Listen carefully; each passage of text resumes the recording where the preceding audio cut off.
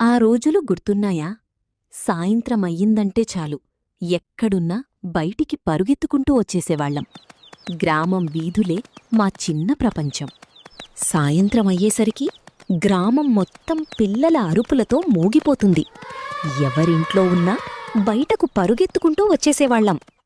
దాగుడు మూతలు మొదలు అని అరుపు వినిపించగానే కొంతమంది గోడ వెనకాల, ఇంకొందరు గడ్డిమూపులో దాక్కునేవాళ్లు.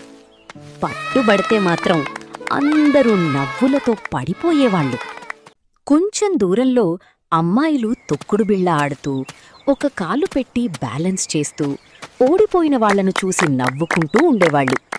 అబ్బాయిలు 7 రాళ్లాడుతూ రాయి పడిందిరా పరుగెత్తు అంటూ గ్రామం మొత్తం దుమ్ములేపేవాళ్లు. పడిపోతూ మళ్లీ లేచి ఆట మాత్రం ఆపేవాళ్లు కాదు.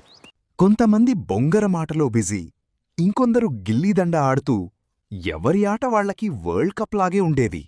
చిన్నపిల్లలు గ్లాస్ కింద చింతగింజలు దాచుతూ ఏ గ్లాస్లో ఉన్నాయో కనిపెట్టు చూద్దాం అంటూ ఫుల్ సీరియస్గా ఆడేవాళ్లు.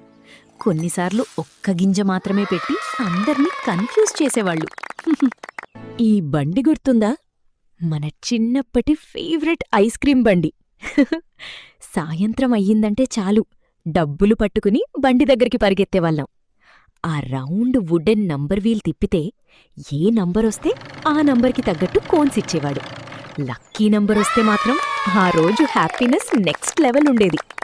ఇక మన స్కూల్ దగ్గర లంచ్ బ్రేక్ అయ్యిందంటే చాలు ఈ బండి దగ్గరే హాఫ్ క్రౌడ్ ఉండేది. ఎర్రగా ఉండే రసగుల్లా, పాపడ్, ఉప్పు కారం వేసిన రేగిపండ్లు, జామకాయ ముక్కలు చూస్తేనే నోరూరిపోయేది.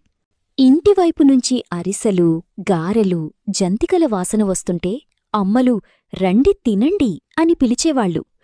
కాని ఇంకో ఆట అయ్యాక వస్తాం అంటూ మళ్ళీ పరిగెత్తిపోతుండేవాళ్లం. కొంతమంది పాత సైకిల్ టైర్ని కర్రతో తిప్పుకుంటూ వీధంతా పరుగులు పెట్టేవాళ్లు. సైకిల్ దొరికితే మాత్రం ఒక్కొక్కరుగా రౌండ్ వేసుకునేవాళ్లు. రాత్రికి మేడమీద అందరూ వరసగా పడుకుని చల్లని గాలి ఆస్వాదిస్తూ పైకి నక్షత్రాలు చూస్తూ ఉండేవాళ్లం. మధ్యలో అమ్మమ్మ కథలు మొదలైతే అప్పుడొక రాక్షసుడొచ్చాడట అనగానే పిల్లలంతా దగ్గరగా చేరి భయపడుతూ కూడా ఆసక్తిగా వింటుండేవాళ్లు. అమ్మమ్మ కథ పూర్తయ్యేలోపే ఆడుకుని అలసిపోయిన మేమంతా నిద్రపోయేవాళ్లం. ఆ చిన్ననాటి జ్ఞాపకాలు గుర్తొస్తే మాత్రం మనస్సు ఇప్పటికీ చిన్నపిల్లలా నవ్వుతుంది. కాని ఆ రోజులు మాత్రం మళ్ళీ తిరిగిరావు. ఆ రోజులు ఎంత బావుండేవో.